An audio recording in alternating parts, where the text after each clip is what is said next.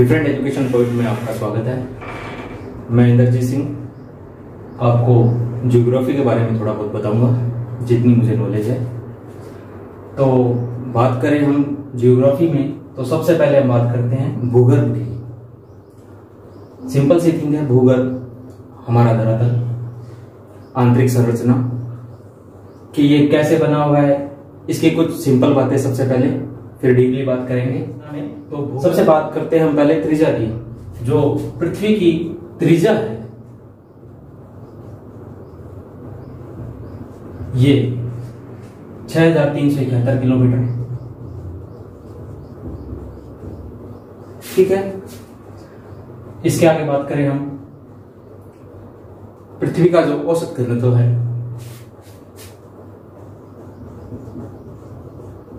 5,517 घन सेमी, ये हमारा पृथ्वी का औसत घनत्व है। और अगर हम बात करें पृथ्वी पर दाब की, तो इस पर जो आंतरिक घनत्व, केंद्र पर जो दबाव है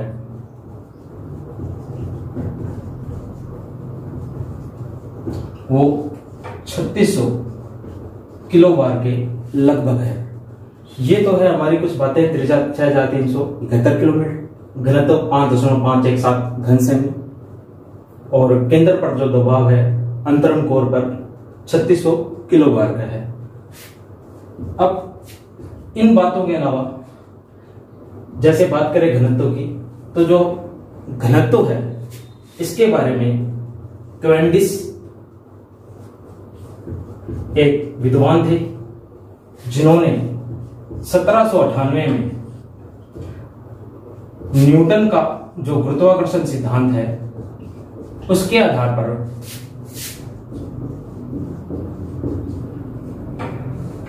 यह बताया कि जो पृथ्वी का घनत्व है वो 5.48 घन सेमी है।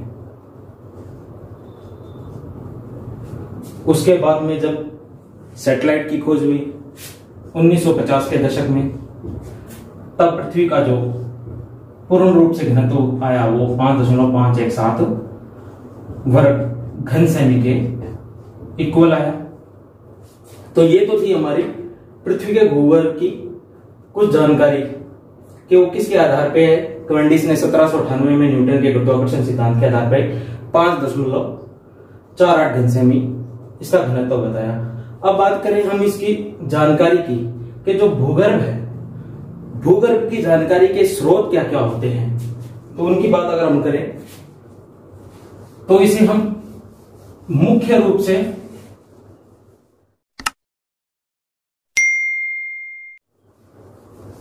दो चीजों के द्वारा समझ सकते हैं। भूगर्भ की जो संरचना है इसकी जानकारी के स्रोत, जानकारी के स्रोतों की बात करें तो सबसे पहले आते हैं प्रत्यक्ष और एक है अप्रत्यक्ष स्रोत। प्रत्यक्ष और अप्रत्यक्ष का मतलब आप सभी जानते ही हैं। प्रत्यक्ष जिन्हें आप देख सकते हो, अनुभव कर सकते हो, अप्रत्यक्ष जो आप अनुभव नहीं कर सकते, जिन्हें आप देख नहीं सकते। अप्रत्यक्ष की बात करें, जैसे जो पृथ्वी के ऊपर घटनाएं घटित होती हैं, ज्वालामुखी, इसके द्वारा हम पृथ्वी की आंतरिक संरचना के बारे में जान सकते हैं, ठीक है। अप्रत्यक्ष स्रोतों की अगर हम बात करें तो पृथ्वी का जो दबाव है, घनत्व है, ताप है, इनके द्वारा भी हम पृथ्वी की जानकारी के बारे में पता कर सकते हैं। ये तो है कुछ, इनके अलावा भी बहुत सारे स्रोत हैं जिनसे हम पृथ्वी की संरचना के बारे में जान सकते हैं। अब सबसे हम पहले बात कर लेते हैं, इसके अलावा एक और स्रोत है भूकंप।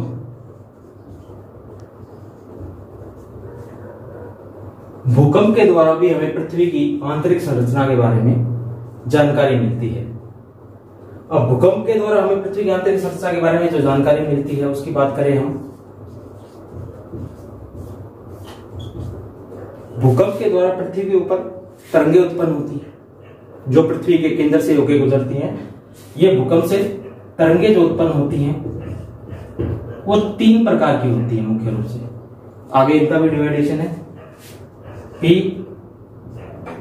एस और एल तरंगे। पी तरंग, एस तरंग और एल तरंग। आज हम बात करेंगे पी, एस और एल तरंगों के बारे में।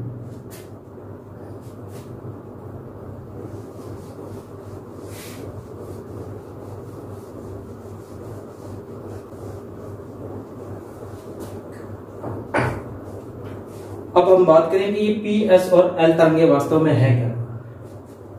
आपको पता है कि पृथ्वी की जो आकृति है वो लगभग गुलाब के समान है, यानी कि ग्लोब की आकृति है। पृथ्वी जैसा आकार सिर्फ पृथ्वी का ही है, अन्य किसी का नहीं है। अब जब हम पृथ्वी की अलग अलग परतों को डिवाइड करते हैं तब हमें पता चलता है कि पृथ्वी के अंदर जो मुख्य रूप से है वो 3 परतें हैं। एक तो पृथ्वी की जो ऊपरी परपट्टी है, उसके बाद में जो मध्य भाग है और अंतिम भाग है क्रोड। इन तीनों भागों से होकर जब भूकंप की तरंगे गुजरती हैं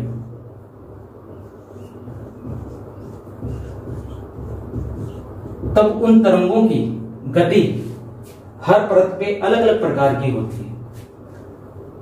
अगर हम मान लें भूकंप की तरंगें यहां से गुजर रही हैं या ये भूकंप का उद्गम केंद्र है,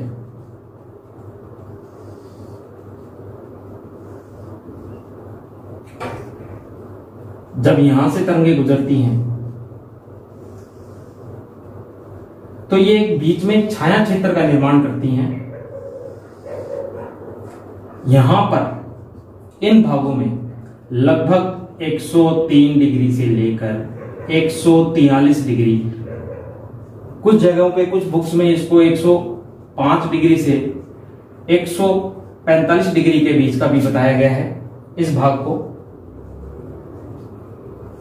को भूकंप का छाया क्षेत्र कहा जाता है। अब छाया क्षेत्र का मतलब क्या है? छाया क्षेत्र का मतलब होता है वो क्षेत्र जहां पर भूकंप की तरंगे हम महसूस नहीं करते, यानी कि पृथ्वी पर इस हिस्से में जहां से भूकंप उत्पन्न हुआ है उससे 103 से 143 या 105 से 145 डिग्री के मध्य किसी भी प्रकार की भूकंप की तरंगे अभिलेखित नहीं की जाती है।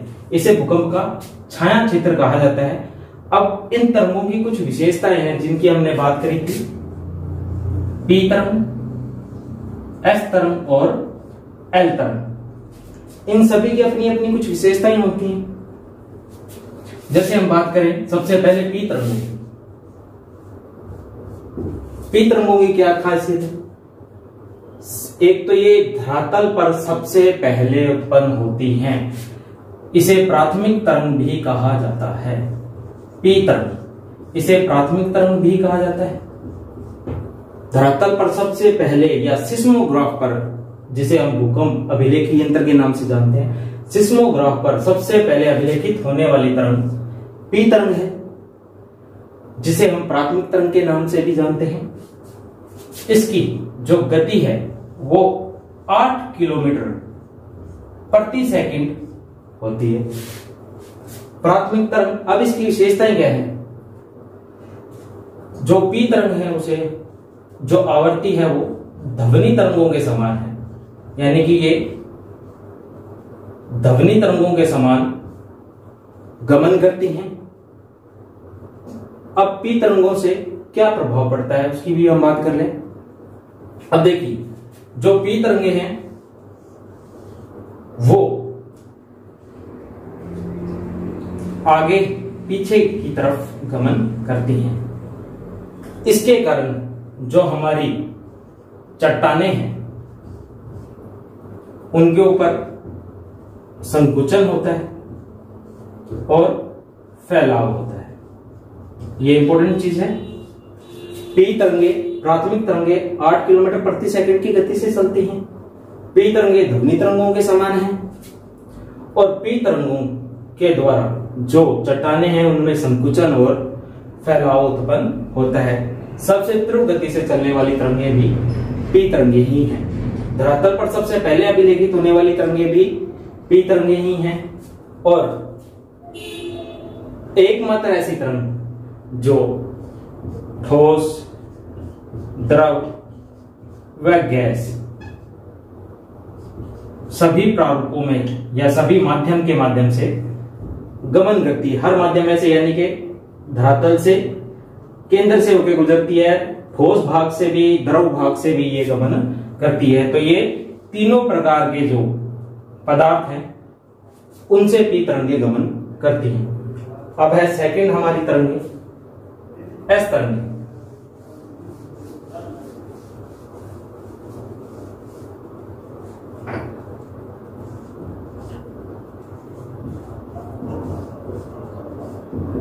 एस तरंगे, एस तरंगों को हम द्वितीयक तरंग के नाम से भी जानते हैं। ये जो तरंगे हैं एस तरंगे हैं। एस तरंगों को हम द्वितीयक तरंग के नाम से भी जानते हैं। द्वितीयक तरंग क्यों बोला जाता है इन्हें?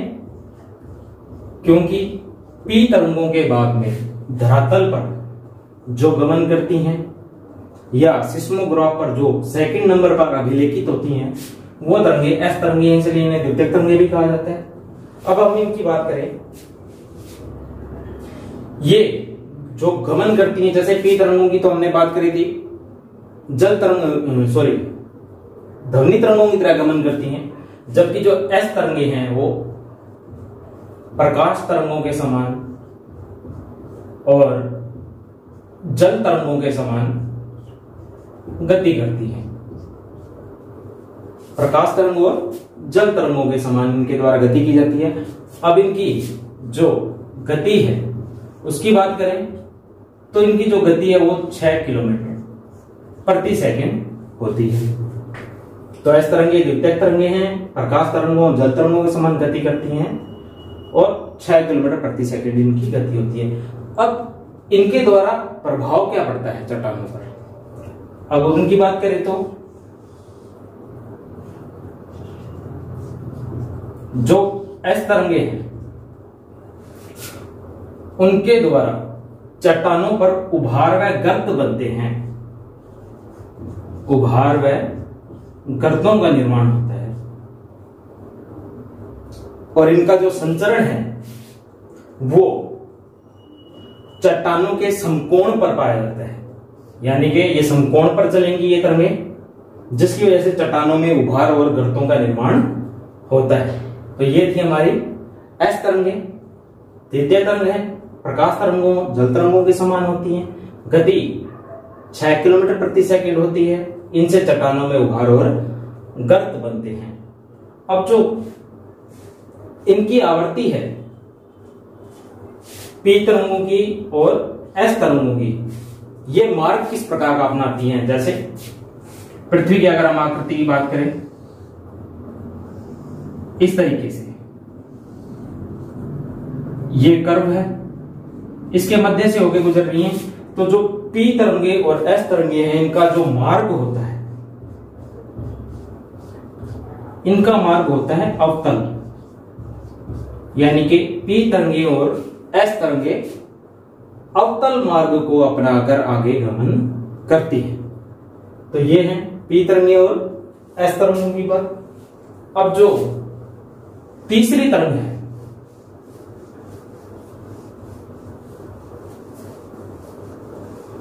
इसको हम एल तरंग के नाम से जानते हैं, इसी को हम लव तरंग के नाम से भी जानते हैं और इसी को हम धरातलीय तरंग के नाम से भी जानते हैं। तो एल तरंग, लव तरंग, धरातलीय तरंग, ये तीसरी तरंग का नाम है। अब इसकी बात करें तो इसमें पृथ्वी के ऊपर जो सबसे ज्यादा विनाशकारी तरंगें होती हैं, जिसके कारण पृथ्वी पर जो इमारतें हैं उनमें दरारें उत्पन्न हो जाती हैं, वो टूट जाती हैं, वो एल तरंगों के कारण ही होता है। पी तरंगे और एस तरंगे पृथ्वी के ऊपर इमारतों पर किसी प्रकार का कोई प्रभाव नहीं डालती है, जबकि एल तरंगे हैं वो पृथ्वी के धरातल के ऊपर गमन करती हैं, ऊपरी परत की ओर गमन करती हैं, जिसकी वजह से पृथ्वी के जो ऊपर इमारतें हैं या संरचनाएं हैं, भौतिक संरचनाएं हैं, उनमें दरारें उत्पन्न हो जाती हैं। इसलिए एल तरंगे विनाशकारी तरंगे होती है। और जो सिस्मोग्राफ है, सिस्मोग्राफ पर सबसे अंतिम रूप से अभिलेखित होने वाली जो तरंग है वो एल तरंग है, सबसे ज्यादा विनाशकारी होती हैं।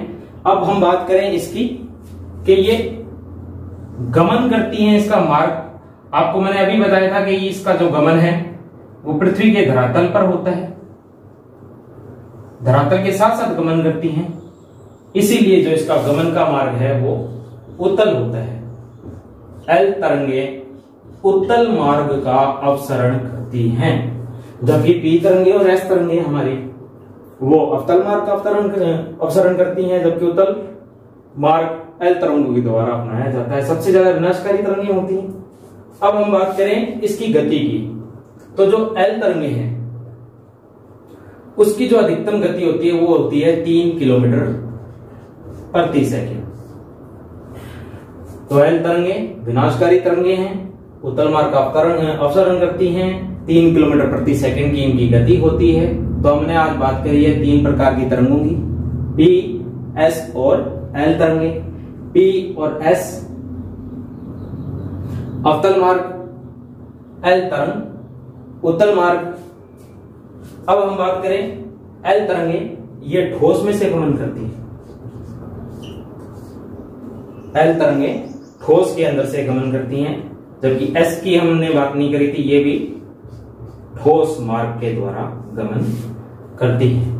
तो ये थी हमारी आज के कुछ टॉपिक। फर्स्ट डे है तो स्मॉल टॉपिक आपको बताया गया है। आगे इन्हीं तरंगों का आगे भी डिवाइडेशन है, पी तरंगों का और एस तरंगों का, इसके आगे भी डिवाइडेशन पाया जाता है। ठीक है, कोनार्ड ने इसका डिवाइडेशन किया था, अलग अलग और हैं भूवैज्ञानिक जिन्होंने इसका डिवाइडेशन किया है। लेकिन अगर हम बात करें मुख्य रूप से जो हम भूगर्भ की संरचना की बात कर रहे थे, उसके अंदर हमने बात करी थी भूकंपीय तरंगों की। जो भूकंपीय तरंगे हैं 3 प्रकार की हैं मुख्य रूप से, पी, एस और एल। पी तरंगे ध्वनि तरंगों के समान है, एस तरंगे जल तरंग और प्रकाश तरंगों के समान है, जबकि एल तरंगे उत्तल मार्ग अपनाती हैं और विनाशकारी तरंगे हैं। ठीक है, तो आज के लिए इतना ही टॉपिक। नेक्स्ट डे इन्हीं के ऊपर हम और थोड़ा विस्तार से चर्चा करेंगे। तब तक के लिए लगे रहें, पढ़ते रहें और डिफरेंट एजुकेशन पॉइंट से जुड़े रहें। Thank you.